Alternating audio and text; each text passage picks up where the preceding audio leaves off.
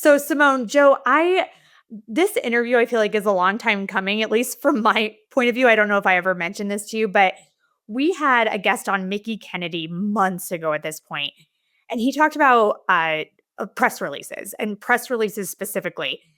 And we ended the call, and I was like, "Gosh, that was a great call, but there is so much more to media than a press release, and we have never talked about it." And I think it's something that a lot of solopreneurs are kind of intimidated by. They think PR and media. And it's like, oh, am I worthy of that space? I'm so small. Who wants to hear about me? And that simply isn't true. So, Simone, you are going to help us figure out how to get into the media as a solopreneur. Welcome to the show. I will. And thank you so much for having me. Well, and so let's start with that. For solopreneurs who don't have any media experience, what are the first steps to getting noticed and securing that first feature? Well, so the first step, I have a 6-step framework, and the first step is really having the foundation right. So you need to understand it, like with all marketing, right? So you need to understand your ideal client really well to be able to determine the right podcast shows, right? And the right media outlets. And if you don't understand your client, you're unable to do that. And then the second thing is you need to understand what you want to be known for, right? So if you don't understand what you want to be known for, you don't know what to talk about. You don't know what to talk about on podcasts, and you don't know what to talk about in the media. What kind of ideas should you pitch? And then eventually you also should understand your goals. What is it actually that you want to achieve with publicity? It doesn't matter if it's media or podcasts. And then what I always recommend is to have an offer in place that you sold before, that you know that sells. So, getting publicity is it's not the first goal to make more sales. It's, brand awareness and getting yourself out there to really also build your reputation. But then I always say, if you get people through the door, if people already discover you, why not sell them something, right? So it's always making more sales is always a secondary goal, but it works because you get discovered by hundreds, thousands, 10,000s of people, depending on the outlet. And when they discover you and they like what you have to say, they are potential clients, right? And then you can also sell them something. So that's basically the foundation that everybody should have in place to know your ideal client, know what you want to be known for, understand your goals, and have something in place that you can sell. I have a question, a clarification on the second step, know what you want to be known for. So a lot of people that we work with, they know a lot and they do a lot, right? So they help people in many different ways. And do you have any recommendations for deciding on which kinds of things are better to feature in this context? Or is there some way of you've got 10 things that you do, but is there picking that one or two that will you work the best in this environment? Well, that's a really foundational question, right? So if you have 10 things that you do, I think I personally would start defining what is it that you really want to be known for. What is this one thing that you love to sell the most, that you love to do the most? And that's obviously I have an opinion on that because I don't think that people should offer 10 different things, right? I Well, really I don't mean, I want to clarify. I don't mean that you've got 10 offers, but I mean, just for example, let's say you're a life coach and you help a certain group of people. Well, that's a lot. I mean, you're helping somebody with their life, right? So there's not just one thing that you're doing to help them with their life. There could be 10 different places that you're working with them on, their personal life and maybe their health, mental attitude, helping them with relation, whatever. But you know what I'm saying? There's so many different things that somebody like that does. I just wondered if there was any particular kinds of things or any particular strategy to picking topics, or that to focus in on, to narrow down on, that would be most effective in terms of getting attention of media outlets. Maybe there isn't. Maybe there's no magic formula. So I personally, what I meant is I would niche down. So I would not offer health coaching and relationship coaching and mindset coaching because that's, if you try to be an expert on everything, you're an expert on nothing, right? So and that's basically how I see the world. And then, if you do that, then obviously you need to look at the media outlet and see like, okay, what kind of people do you want to reach? Like, do you want to reach somebody whom you want to help with their relationship?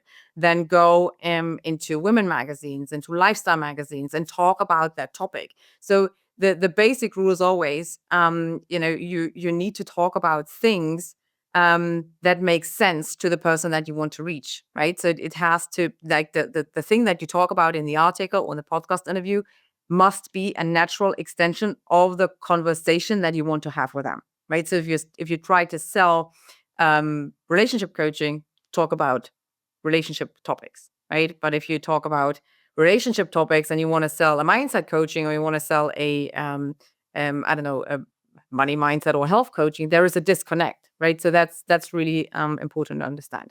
I like that. You put a fine point on it. Just very focused. Yeah, makes total sense. Speaking of relationship building, you've talked about your journey from like heartbreak to success, and that's been a way to connect with your audience.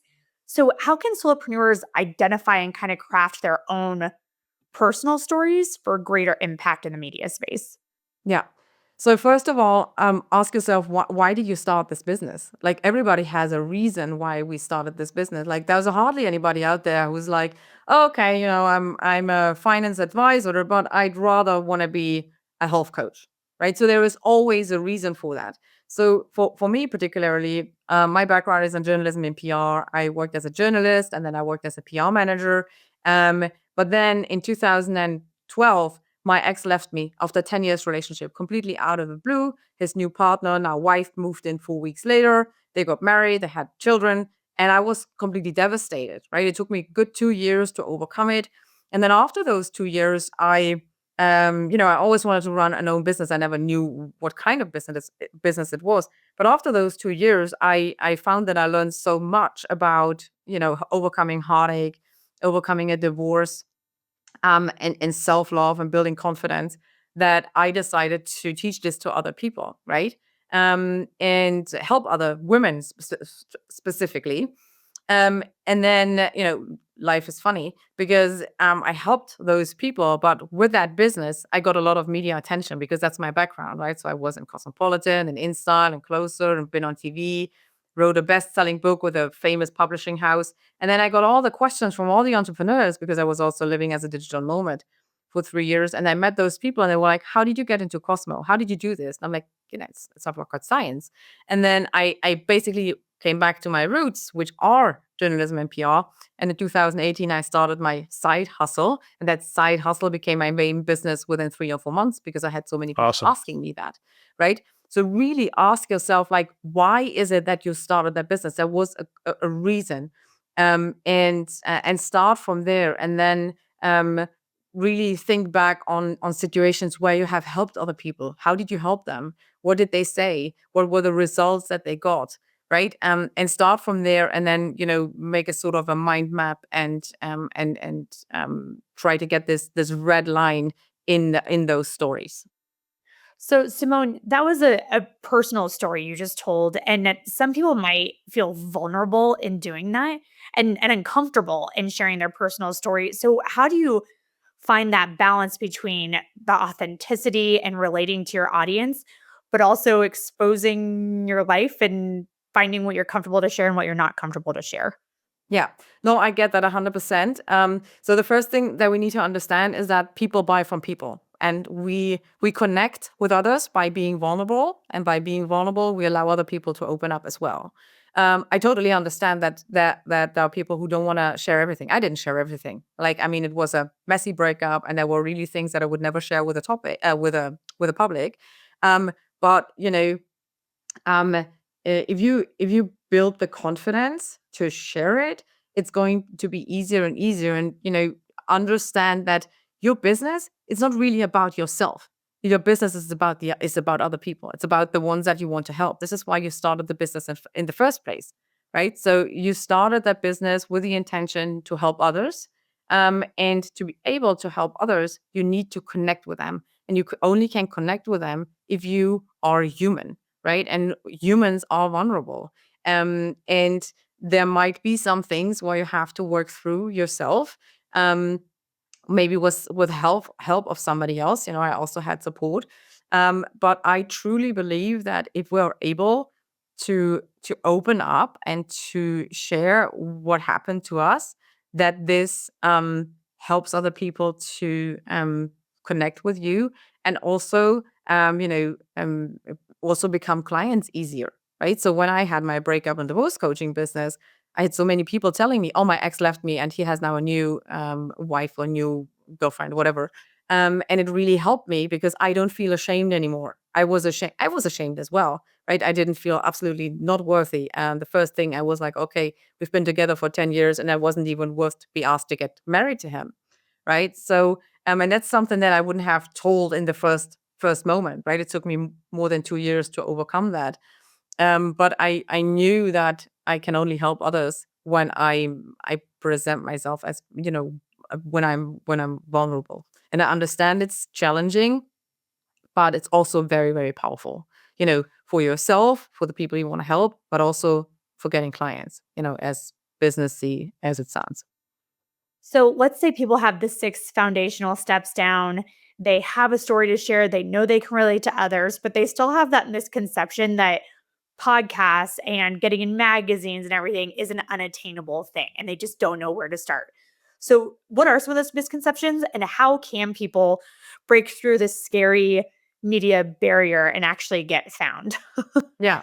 So, really the biggest misconception, as you just said, is like people think they need to be famous to get publicity. Let's call it publicity. Then I don't have to say like, podcasts and media. So with publicity, I mean getting on podcasts and getting into the media. So people really think they have to be famous to get publicity. But actually, it's the other way around. You become famous through publicity, right? So if you think of all the people, all the famous people in this industry, I don't know, like Marie Forleo, for example, right? Those people, they got famous because of the publicity. It's not that they got the publicity because they are famous. They are famous because of the publicity they got, right? And so what I always tell my clients is it's not how big your social media following is. It's not how many clients you had. It's not how much money you made in your business. The only thing that counts for the journalist is how valuable is your story, how much value can you add to the audience, and it's the same for a podcast host, right? So the podcast host is always interested in, okay, what kind of experience, story, or expertise can this person share with my audience, right? This is why I'm here today, right? So I share my expertise about PR, right? And it's the same for your listeners, right? So if you listen to this, you have unique knowledge and a unique story that is relevant. And the only thing that you have to do is find the right podcast shows and pitch, like send a great pitch and get on the show, right? So they don't really care about the audience size. And if you're gonna go for, I don't know, the School of Greatness from Lewis House, which he has like I don't know how many million downloads. This is a massive podcast, right? They might care more about your stats, but also really big podcast shows without a million downloads, they don't really care. They just really care about the story. And if you pitch somebody in Forbes, if you pitch somebody in Cosmo, or any other big magazine, it's always about the story. What kind of value can you add? What can you bring to the table for the reader of the publication? And it's not about, oh, okay, how many clients did you have? How many social media followers do you have? It's not about that, because what we need to understand about the media is that they run on fresh content. So and since the internet, it became even worse for the publications because they have to come up with more content, but it became much easier for entrepreneurs because earlier, when there was only a print version, it was really hard to get into print because there was so many people who wanted to get in there, such a big demand, but so little of space. And now with the digital magazines, they have to have fresh content every single day. So this is a huge chance for solopreneurs to get on there. And the only thing that you need to understand is, how to find the right story and how to find the right person and, when to pitch them. And that's basically it. Is it enough to just like go to the website and say, like, click on the contribute a story? And I mean, do they actually read those, or are there any tips to podcast aside? Because I feel like they're more receptive to those direct emails. But if you want to be in a digital publication or something, any tips to actually get your story read from the editor?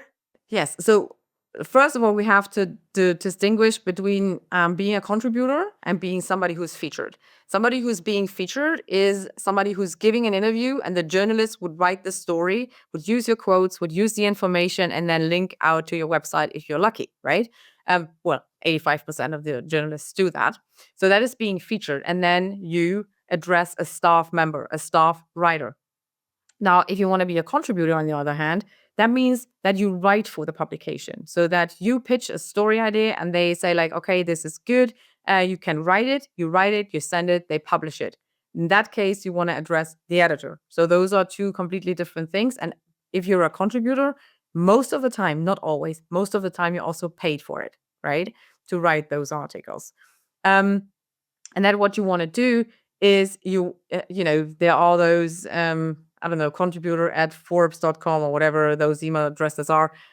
They are monitored, but they are not really monitored by the editor most of the time. So, a lot of times there are interns. And so what I would do, or what I always tell my clients and what I do for my clients, is find the right person to talk to.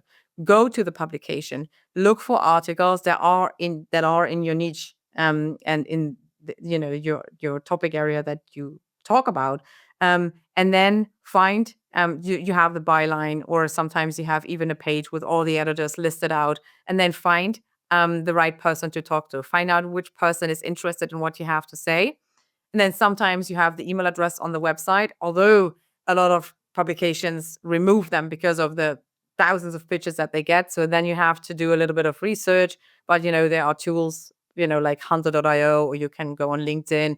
There are various tools to find out their email address and then send a personalized pitch. This is really important. So, in your pitch, really build a little bit of rapport in the first paragraph, and then pitch ideas, right? So, that is basically it. I'd imagine that people make some pretty common mistakes in this space if they're new to it, but they think they can handle it on their own. But you have a publicity rock star method that is trademarked. Can you talk about that a little bit? Because I think that could help people avoid some silly mistakes. Yeah. So basically, there's a 6-step framework, and the first step is the Rockstar offer, which stands for the foundation, what we talked about earlier, right? So you need to understand your ideal client, what you want to be known for, understand your goals, and have the offer in place. That's the foundation. And the second step is the audience, and the audience stands for creating your media list or creating your podcast list. So what you want to do is you want to find those publications and those podcast shows that are really ideal, and that are actually consumed by ideal clients. So this is one of the biggest mistakes. People say like, oh, I want to be in Forbes, I want to be there. And, so they pitch random publications, random podcast shows just to get on there. And at the end of the day, when I ask them, okay, did you also find out if your ideal client is consuming it? They say like, oh, I don't know. That's one of the biggest mistakes. But that's the second step. Create your media list, create your podcast list. The third step is the hit, which stands for grabbing the journalists, the editors, or the host's attention. So what you want to do is you want to come up with story angles, with speaking topics that are relevant, right? If you pitch a podcast show, listen to the show. Look what's the ideal client. Look what can you add to the table? What can you bring to the table? What kind of value can you add? And then suggest those topics. And with the media outlets, it's the same thing. Go to the publication that you want to pitch and see what kind of stories they are interested in. So if it's, sometimes it's listicle, sometimes it's how-to, sometimes it's a third-person story, whatever. So go there, find this out, and then pitch accordingly, right? So that's the third step. And then the fourth step that stands for the stage, right? So it's all about, I love rock and heavy metal music, so it's all the titles are all for that. And so the stage stands for writing and sending your pitch. So, and that's just, as I said, build a little bit of rapport, and always suggest, especially if you want to be a contributor, 2 to 5 story ideas so that they can pick. Because then, the first and the second and third are not good, then they can still choose the fourth or the fifth. If you only suggest one topic, it's easier to get a no, right? If you suggest more topics, it's easier to get a yes. But don't do more than 5, because otherwise it's just such a long email. So that's the fourth step, write and send your pitch. And then the fifth step is the performance. And the performance actually stands for writing the article or giving the interview, right? So if you're going to be on a podcast, be prepared. We just had the conversation before our call or before the recording, where you said like, we send you the questions, have you read them? And I'm like, yes, of course I read them, but, not everybody does. So if you get this from a host, then be prepared. Be prepared for the show. Understand with whom you're talking to. Understand what the show is about, and in what kind of angle you need to talk, right? And if you get questions, then please read them. And it's important to understand that you are invited to a show, and that of an audience that the host built up, and you are allowed to present yourself there, your expertise, but then also, at the end, you're allowed to say, okay, well, where can people find you, right? So then you can tell them where they find you. And the host built this audience for years and years, and you go there, so you follow their rules, right? Really easy, but apparently not as easy. And it's the same for the media, right? So if you talk to a journalist, like, be prepared, be prepared to talk to them. And if you write an article, like, please check grammar, check spelling, like, write a good article. Do not write it with AI. If you get a contributor article and you gotta get it written by ChatGPT or any other AI, they will find out, they will blacklist you, they will never accept anything else from you, and they will not publish the article. Seems fair to me. Yeah, I don't that's think people common should be. sense, right? Because I mean, if you pitch a publication with thousands or 100,000 or sometimes millions of readers, and they allow you to publish your work on that website, on that publication, and get, like, I don't know how many thousands and 10,000s of clicks to your website, then please take the time to write the article, and don't ask for Actually write an You article. can always ask ChatGPT for ideas. We all do. But if you have a good idea, then please write it. So anyway, so that's the fifth step, the performance. And then the sixth step is the promotion, which stands for leveraging your publicity for clients, cash, and reputation. So what I see most people do is they get on a podcast, they get into a publication, and they are super proud. So they put in all the work, right? So they did the research, they pitched, they wrote the article, did the interview, and everything that needs to be done. And then they just promote it once, right? They promote it once on their social media. It's like, hey, I've been on that podcast. Hey, I've been featured in Forbes. And there's so many more ways how you can promote it, right? So with one podcast interview, you can make 5 audiograms from it, or you can, make a quote, you can make an image, you can transcribe it as a blog post. There are so many more ways how you can do it. You can add it to your email welcome series, for example, right? So if it's a really big feature, so that you build your authority right from the get-go when people join your email list, for example, right? And so I think I have, like, I don't know, 34 ways how to promote your publicity, to build your audience and to get clients, cash, and reputation, basically. Yeah, that's basically the six steps, and it's simple, but it's not easy. Yeah. I was like, "And that's it. Just those 6 Yeah. tips Yeah. was That's all all there you is to it. said?" Yeah. Simone, this has been so enjoyable. I've been in marketing forever, and people often think that marketing is synonymous with PR. And I'm like, those are so incredibly different. This is a whole area. I remember a friend of mine when I was working for a marketing agency 10 years ago, I think now, she had the list. And it was like, nobody touched her list. It was her media list. Like, it was her most prized possession. And I remember thinking, gosh, that's so interesting. Like, that you could just have I mean, the relationships are everything, and I've always been fascinated by this side of the marketing umbrella, and just not super in tune with it. So this has been so helpful for me. I think it's gonna be very helpful for our listeners as well. And we ask all of our guests this question: what is your favorite quote about success? Well, I don't really have a quote or a favorite quote about success, but what I really deeply believe is that everybody needs to define their own terms of success, or their own what does success mean? Like, so for most of the people, success means you have a lot of money, you're really rich, you're really wealthy.